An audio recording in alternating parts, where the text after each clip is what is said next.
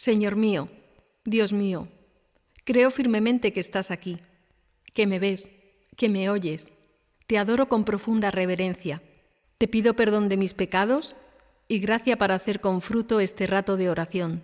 Madre mía Inmaculada, San José mi Padre y Señor, Ángel de mi guarda, interceded por mí. 10 minutos con Jesús. El podcast que te ayuda a rezar cada día. Jesús, cómo me gustaría poder hacer un poco de caso, por lo menos, a tu exhortación de hoy. No os agobiéis. Hasta en 6 ocasiones sale la palabra agobio o el verbo agobiarse. No estéis agobiados por vuestra vida pensando que vais a comer, ni por vuestro cuerpo pensando con qué os vais a vestir.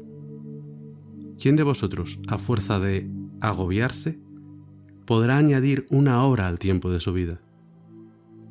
¿Por qué os agobiáis por el vestido? No andéis agobiados pensando que vais a comer, o que vais a beber, o con qué os vais a vestir. Por tanto, no os agobiéis por el mañana, porque el mañana traerá su propio agobio. Y la verdad es que parece lógico agobiarse, Jesús, si uno no tiene que comer o con qué vestirse, si uno no puede cubrir ni sus necesidades más básicas. Pero no te quedas solo en un simple consejo, no os agobiéis. Como, no, tranquilo, no te pongas nervioso. No, nos das también el remedio para no agobiarnos.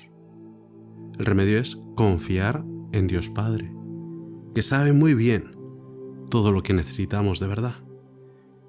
Ya sabe vuestro Padre Celestial que tenéis necesidad de todo esto. Buscad sobre todo el reino de Dios y su justicia, y todo esto se os dará por añadidura.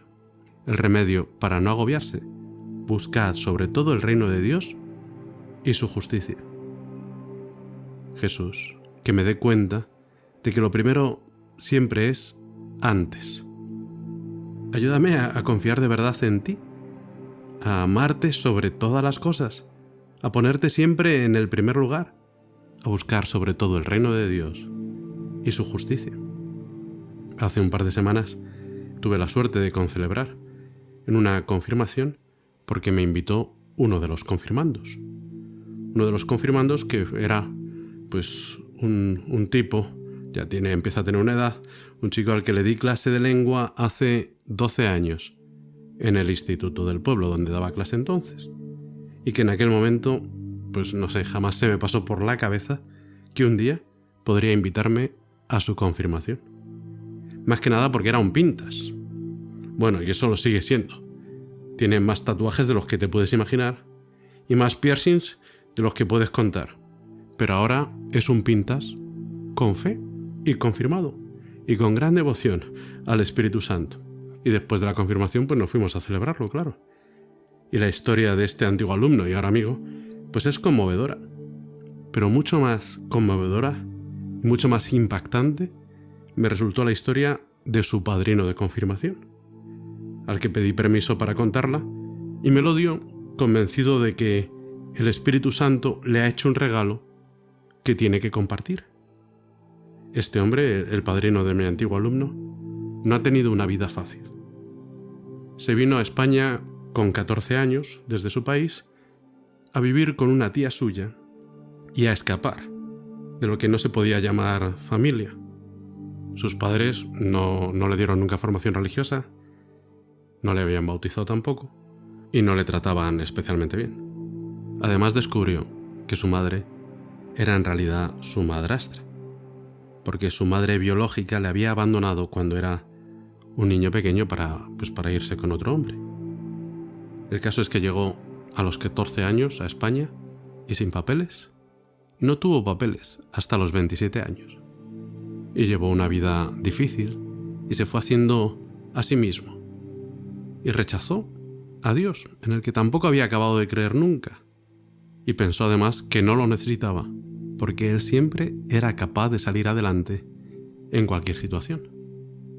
Un día encontró una chica de la que se enamoró profundamente por la luz de su mirada.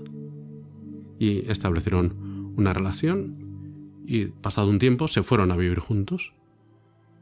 Y todo parecía que se iba arreglando, pero por cuestiones de trabajo, por presiones, por otros problemas, a la novia de este hombre empezó a apagársele la luz. Entró en una etapa muy oscura, empezó a tener brotes de ira, a caer en una depresión bastante profunda. Y en una ocasión, una noche después de uno de esos brotes de rabia y de ira, este hombre salió de casa a las 4 de la mañana y estuvo deambulando por el pueblo. Y acabó sentado en el banco que hay junto a la iglesia y viendo la cruz. Y entonces, por primera vez, acudió a ese Dios que no necesitaba y en el que no creía. Y le rezó con sinceridad: Señor, por favor, ayúdala. Apenas una semana después, en una conversación en la que estaban los padres de su novia, pues la madre le dijo a su hija: oye, ¿por qué no te apuntas a las clases de confirmación de la parroquia? Y él se quedó muy sorprendido, porque claro, de aquella conversación con Dios no había habido ningún testigo, ni él le había dicho nada a nadie, y de repente salía el asunto de: oye, ¿por qué no vas a clases de catequesis a la parroquia, a clases de confirmación? Y la chica decidió ir, y él la acompañó. Y en la primera clase empezaron a poner, el catequista les dijo: a ver, ¿qué cosas se necesitan para la felicidad? Pues la gente fue sugiriendo, pues, dinero, trabajo, amor. Y este hombre dijo: familia, porque familia era precisamente lo que nunca había tenido. Y después de tener un montón de palabras allí en la pizarra, el catequista fue tachando. Salud, pues no, la salud no es lo más importante para la felicidad. El trabajo, tampoco. El dinero, pues tampoco. La fama, no. Al final, quedaban solo 2 palabras: amor y familia. Y este hombre pensaba que había ganado con diferencia, que lo más importante era la familia. Pero no, el catequista de repente tachó familia.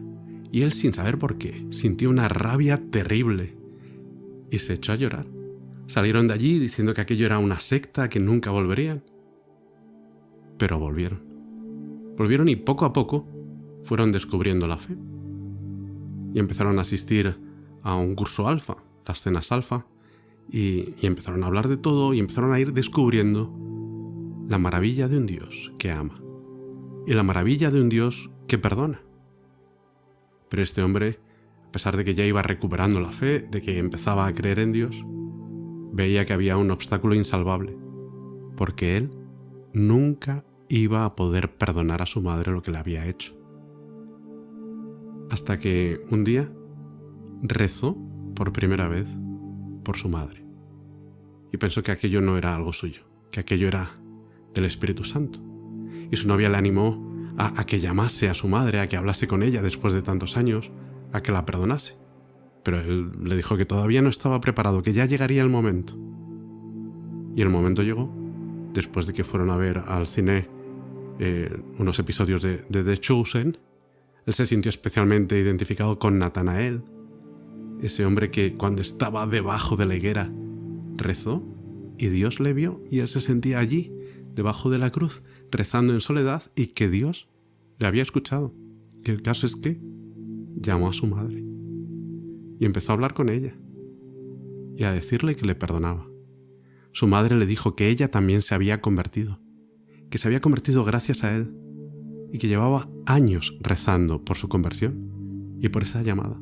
Estuvieron hablando tranquilamente un rato y ya, por fin, cuando este hombre colgó, rompió a llorar. Rompió a llorar porque se dio cuenta de que todo aquello que había dicho, él no era capaz de decirlo, que había sido el Espíritu Santo el que se lo había dicho, y sintió una gran paz y siguió su camino de fe.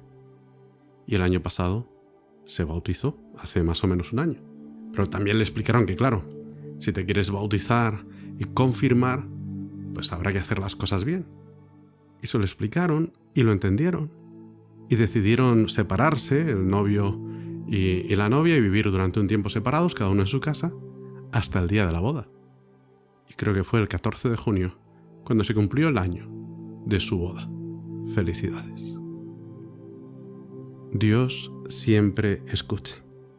Hay un verso del Salmo 55 que siempre me ha ayudado mucho, pero no me acaba de convencer la traducción de ahora, la traducción oficial, que es buena, que es válida, pero creo que tiene menos fuerza. El verso de este salmo dice en latín, que es donde más me gusta, dice: Jacta super dominum curam tuam, et ipse te nutriet. Y la traducción oficial dice: encomienda a Dios tus afanes, que Él te sustentará. Pero la palabra que se utiliza en latín es más fuerte que encomienda.